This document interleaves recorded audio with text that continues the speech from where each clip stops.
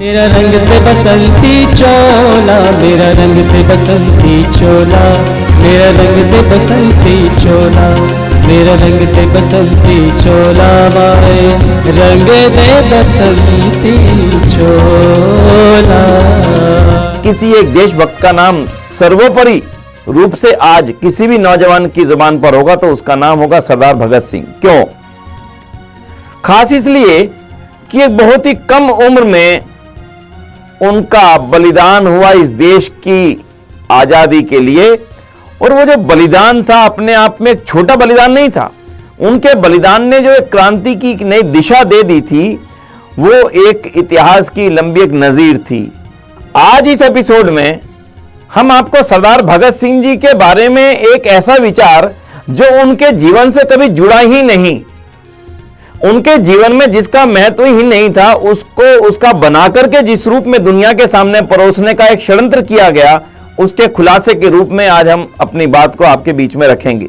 वास्तव में सरदार भगत सिंह अमर शहीद, क्रांतिकारी, अमर बलिदानी, क्या वो कम्युनिस्ट थे? क्या उनके जीवन में जो एक देशभक्ति की भावना भरी गई, क्या वो कम्युनिज्म के कारण से भरी गई? क्या वो ऐसा कम्युनिस्ट का विचार था, या ऐसे कम्युनिस्ट लोग थे जो उस समय देश के ऊपर मर मिटने के लिए एक ग्रुप के रूप में तैयार थे? जब मैं उनके आरंभिक जीवन को देखता हूं, आरंभिक जीवन को बारीकी से देखने पर एक बहुत महत्वपूर्ण बात पता लगती है, और वो बात थी कि उनके जीवन में देशभक्ति के भाव भरे कैसे।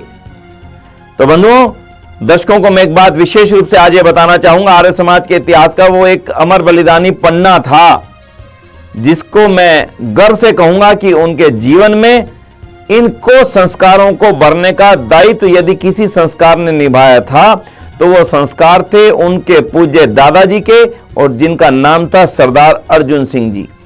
सरदार अर्जुन सिंह वो शख्स थे जो महर्षि दयानंद सरस्वती जी से सीधे प्रभावित हुए थे, और सीधे प्रभावित होकर के उन्होंने अपने जीवन को आर्य समाज और इस राष्ट्र के लिए समर्पित करने का संकल्प ले लिया था, जिनका सुबह भी यज्ञ से शुरू होती थी और जिनकी शाम भी संध्या से समाप्त होती थी।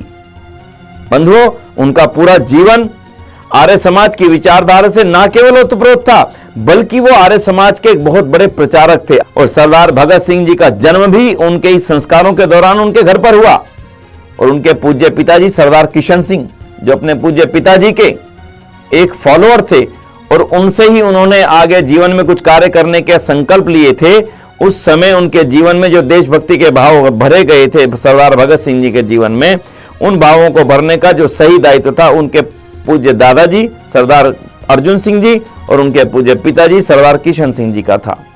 तो फिर ऐसा क्या कारण हुआ कि लोगों ने उनके लिए यह प्रसिद्ध कर दिया कि सरदार भगत सिंह जी तो कम्युनिस्ट थे? हो सकता है कभी जीवन में एक आधा क्षण ऐसा आ जाए, इतने झंझावात वाले जीवन में, कि कोई शब्द आवली मुंह से निकल जाए जिसका अर्थ किसी रूप में लगा लिया जाए। लेकिन आज हम इस बारे में आपको बताएंगे क्यों सरदार भगत सिंह कम्युनिस्ट नहीं थे, ना ही उनका कम्युनिज्म से किसी प्रकार का कोई ताल्लुक था। इस बार भी सोशल मीडिया के विभिन्न प्लेटफॉर्म्स ने, बंधुओं ने आर्य समाज से भी कुछ सवाल पूछे। सरदार भगत सिंह जी अगर आर्य समाजी थे तो ऐसे कौन से कारण है कि वो आर्य समाजी, आप उन्हें बताते हैं? तो आज हम उन्हें बताना चाहेंगे आर्य समाज के माध्यम से। पहली बात तो ये कि सरदार भगत सिंह जी इस देश की स्वतंत्रता की लड़ाई के एक बड़े महानायक थे। महर्षि दयानंद सरस्वती जी की विचारधारा से इतने प्रेरित थे कि सारे जीवन उनके पत्रों के ऊपर लिखे जाने वाला ओम, उनके पूज्य पिताजी से उनकी बातचीत और उनके जीवन का व्यवहार, उनके जीवन के मित्र, उनके साथ में उनके साथी, जब इन सब चीजों का हम समावेश करके एक चित्र सा लेते हैं तो स्पष्ट हो जाता है कि सरदार भगत सिंह जी आर्य समाज से पूर्णतः प्रेरित थे। भगत सिंह जी को जबरदस्ती कम्युनिस्ट बनाने पर तुले यदि कुछ लोग हैं तो वो इस बात का जवाब दें कि यदि सरदार भगत सिंह जी थे कम्युनिस्ट तो वे आर्य समाज मंदिरों में ही जाकर के क्यों रुका करते थे? जिस समय बंगाल में खासकर कलकत्ता, जो कि कम्युनिस्ट वामपंथ का अड्डा था, तो सरदार भगत सिंह जी को अपने रहने के लिए छुपने के लिए, काम करने के लिए आखिर वामपंथियों के किसी स्थान की खोज करनी चाहिए थी। लेकिन ये इतिहास का सत्य है, चाहे वो कलकत्ता जाएं, चाहे वो दिल्ली आए, तो उनके रहने के ठिकाने आर्य समाज मंदिर ही हुआ करते थे। आखिर क्या कारण था कि सरदार भगत सिंह जी का कोई भी मित्र वामपंथी नहीं, जबकि उनके साथ फांसी का फंदा चूमने वाले सभी उनके क्रांतिकारी साथी आर्य समाजी थे। सरदार भगत सिंह जहां जहां पर भी गए, जहां जहां पर भी उनका जाना हुआ, चाहे वो दिल्ली के आसपास आए हो, तो गुरुकुल इंद्रप्रस्थ जो अब वर्तमान में फरीदाबाद के पास है, उनको वहां ठहरने का, छुपने का कारण, दिल्ली की अनेक पुरानी आर्य समाज में उनके ठहरने का, छुपने का कारण, कलकत्ता जाकर के छुपने के लिए और रहने के लिए और व्यवस्थाओं के लिए आर्य समाज विधान सारणी कलकत्ता में रुकने का कारण, ये सभी चीजें तीनों समेट करके बंधुओं ये कहती हैं कि सरदार भगत सिंह जी का जीवन आर्य समाज की विचारधारा से शुरू हुआ था। आर्य समाज की विचारधारा और आर्य समाज के संगठन के अनेक लोगों के सहयोग से उन्होंने अपने क्रांतिकारी कर्तव्यों को पूरा किया और आर्य समाज की विचारधारा से ही प्रेरित होकर के अंततः उन्होंने अपने आप को बलिदान देने में ही इस देश की भलाई समझी। यह सच है कि भगत सिंह जी रूस की क्रांति से प्रेरित थे और प्रभावित भी, और यह भी सत्य है कि उन्होंने जेल में रहते हुए कैदी बाबा रणधीर सिंह से हुई बहस के बाद एक लेख भी लिखा था, जिसका हवाला देकर के आज भी भगत सिंह को नास्तिक और कम्युनिस्ट साबित करने का निरर्थक प्रयास किया जाता है।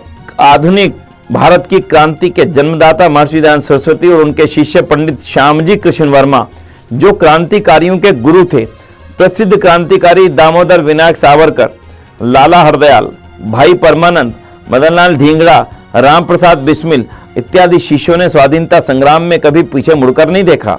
पंजाब में श्री जयचंद्र विद्यालंकार क्रांतिकारियों को गुरु और डीएवी कॉलेज लाहौर में इतिहास और राजनीति के प्रोफेसर थे, और सरदार भगत सिंह जी और उनके क्रांतिकारी साथी इन्हीं से राजनीति की शिक्षा ग्रहण किया करते थे।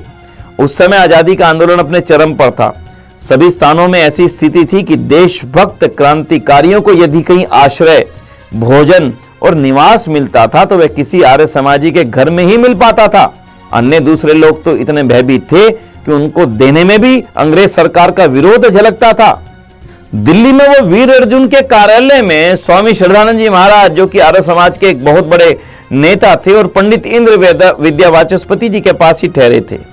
यही नहीं, लाला लाजपत राय जी पर लाठी बरसाने वाले अंग्रेज अधिकारी सैंडर्स के वध से कुछ दिन पहले सरदार भगत सिंह देशी बम बनाने के लिए कुछ जरूरी केमिकल खरीदने के उद्देश्य से कलकत्ता गए।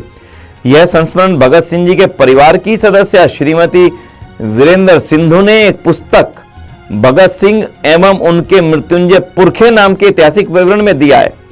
बाद में इसी संस्मरण को स्वयं लाहौर केस के एक अभियुक्त और पूर्व संसद के सदस्य ने लिखा था कि कलकत्ता पहुंचने के बाद भगत सिंह जी का बाजार में घूमना संदेहास्पद हो सकता है, इसी कारण से यह जिम्मेदारी मुझे सौंपी गई।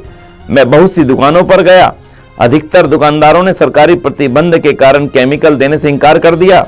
बाद में मैं भाई बैजनाथ सिंह जी के साथ उन दुकानदारों के यहाँ गया जो क्रांति दल से और आर्य समाज से सहानुभूति रखते थे।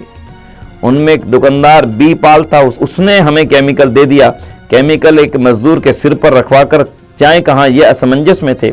अंत में हम दोनों आर्य समाज विधान सारणी कलकत्ता पहुंचे, जिसे उस समय भी और आज भी आर्य समाज कलकत्ता के नाम से ही बुलाया जाता है। दूसरे दिन सुबह भगत सिंह, फणींद्रनाथ घोष, जो बाद में सरकारी गवाह बन गए, और यतीन्द्रनाथ दास ने मिलकर देसी बम में काम आने वाली देसी गन कार्टन तैयार की। शेष गन कार्टन लेकर भगत सिंह यहां से आगरा के लिए रवाना हो गए। यही नहीं, असेंबली बम कांड से पहले भी भगत सिंह दुर्गा भाभी के साथ कलकत्ता गए थे, और उस दिन भी वे आर्य समाज मंदिर में ही रुके थे। इसके बाद ये आर्य समाज के प्रसिद्ध ट्रस्टी छाजूराम जी की कोठी में चले गए। भगत सिंह जी का सही परिचय यहाँ किसी को नहीं दिया गया। यहाँ भगत सिंह अपना नाम सभी को हरि बताते थे। इस बात का जिक्र वीरेंद्र सिंधु ने ही उसी पुस्तक भगत सिंह एवं मृत्युंजय पुरखे में किया है। युग दृष्टा भगत सिंह के पेज नंबर 136 पर उन्होंने इस बात को लिखा गया। सरदार भगत सिंह जी का जो विश्व प्रसिद्ध चित्र हैट, यानी हैट वाला प्रसिद्ध फोटो है, वो भी कलकत्ता की यात्रा के दौरान का ही है। पुस्तक में आगे लिखा है, असेंबली में बम फेंकने के लिए भगत सिंह मानसिक रूप से पूरी तरह तैयार हो चुके थे। अतः जब वे कलकत्ता से चले तो सुशीला दीदी ने तो उन्हें अपने रक्त से टीका किया था, और आर्य समाज मंदिर की छत से कोठरी ने अमर बलिदानी को जीवन के अंतिम किंतु अद्भुत कार्य के लिए मौन विदा दी थी। अब यहां बस यही स्वाभाविक प्रश्न उठता है, जिसकी मैंने पहले भी चर्चा की थी, कि यदि वो उस समय मार्क्सवाद के अड्डे पर थे, कलकत्ते में थे, तो उस समय वो अपने उन कम्युनिस्ट मित्रों के यहाँ, कामरेड मित्रों के यहाँ क्यों नहीं रुके?